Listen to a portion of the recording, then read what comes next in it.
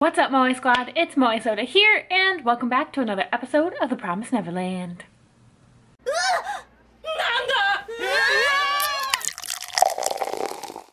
This episode is an emotional roller coaster, so let's just get a few things out of the way before we dig into the deep stuff. Last week I said that Norman should have walked the wall, but then I thought maybe he had done that off camera, because if he walked the wall, he could figure out maybe where headquarters is, or another escape route is, or something like that, and he did do it off camera. So now that Norman has plotted out the land that they live on, he's come to the conclusion that headquarters is on the very far side. It's like a hexagonal property because that is the only place that there is a bridge to get off of the property and over the cliff. So I was like half right. He didn't try to escape, but he did walk the wall and figure out another game plan for them. Another thing that I was pretty sure of is that Isabella was going to offer the mom position to Emma, which in this episode she did, but we're gonna get into that a little bit later. Emotions are running extremely high this episode, and it feels like I'm finally seeing these characters for like the first time. As a viewer, it kind of seems like we've come into the story at the end. Up until this episode, we've only got to see the kids in threat mode and just reacting to conflicts that arise. We keep getting told that they're best friends and that they care about each other,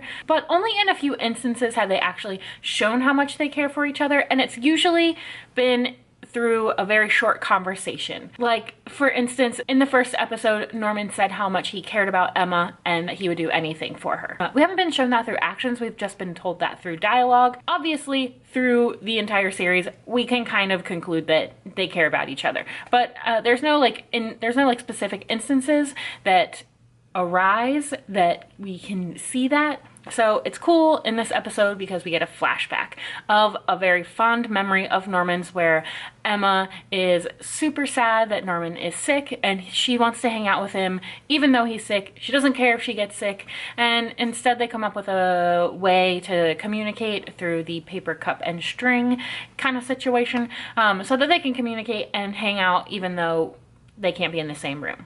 That's like a super awesome instance that we saw this episode, that kind of puts how much they care about each other into perspective, you know? So it's cool to see the flashback. I can believe how much they care about each other. The emotion kind of like becomes more real because of it.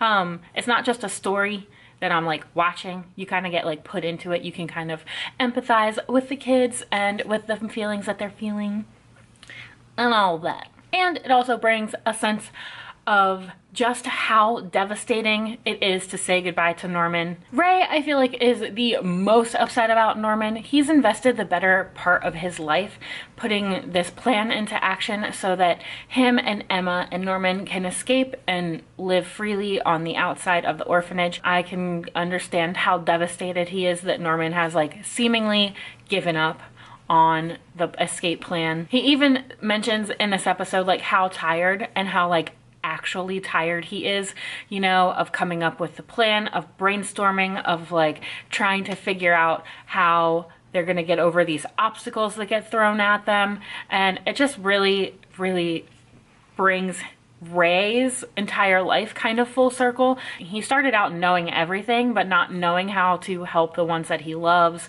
And then he put all of these very specific plans into action, and some of them failed, some of them like helped out. I can only like imagine how devastated he feels when Norman's like, you know, actually, I don't need this. I don't want to. I want to go out in my own way. So thank you so much. Like, I've been like, my guy, I just literally spent my life trying to save you and you're giving up. And I know it doesn't, I know it's not actually giving up. Norman knows it's not actually giving up. Ray knows it's not actually giving up, but it kind of feels like it in the moment because that's so much work. That's like 6 years of work just down the drain because Norman wants to go out in his own way. I kind of feel like that they have a plan in action, and you know, but Emma has the most emotional reaction to Norman leaving in this episode. She's blinded by her initial want to keep everyone safe and escape with everybody. She especially didn't expect to say goodbye to Norman. I get it.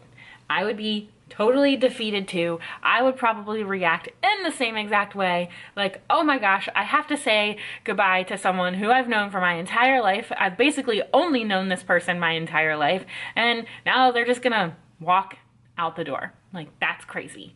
That is crazy. I totally get her emotional response. She even goes as far as trying to distract Isabella and deactivate Norman's tracking device on his way out of the orphanage. Even up until the very end, she is blinded by her own naivety. Norman mentions how he just wants to be happy. He's lived happy up until this point, and if she continues reacting in this way, it's just gonna make him even sadder, you know? Because, like, I get it, you know, if you can't handle this emotion that you're feeling, and you're just, like, letting it flow out, it can affect other people around you, you know? That might make them super extremely sad that maybe they made the wrong decision. But I don't know. You know what I mean?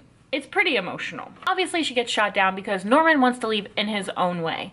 It's not accepting defeat if you're leaving in the way in which you want to. He's happy. He has his memories of everyone. You know, he packed the string cup that he used in the flashback because that was his most fond memory of them all together. And in getting shipped out, he's helping Ray and Emma stay alive that much longer. To Norman, that's not defeat. It's not letting Isabella have that moment of triumph. Like, she got one over on them. She outsmarted the kids. She wins. He's gone out the way he wanted, and in his mind, they win. Every time we get settled into an emotion, almost just as quickly, it gets pulled out from under us, which makes this episode of The Promised Neverland literally the most compelling episode thus far, besides the first episode. The writer gives us hope of escape, but then propels us into the sadness of goodbye, and not just any goodbye, but the final goodbye. Then we get a flashback of how happy the kids are, how happy they were growing up, and it gives us a sense of how hard this goodbye actually is. And then Norman prepares for his walk to the gate when Emma bursts out and tries to create a diversion, and for a second,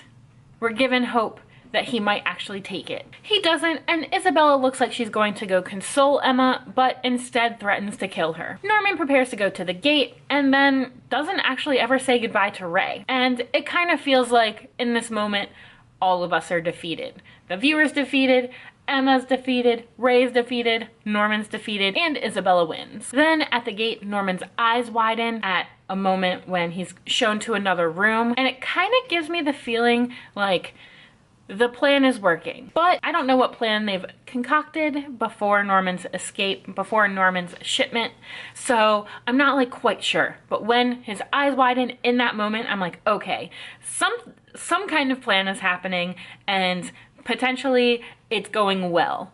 I don't really feel like, I'm not getting the sense that there's a demon behind it or anything like that.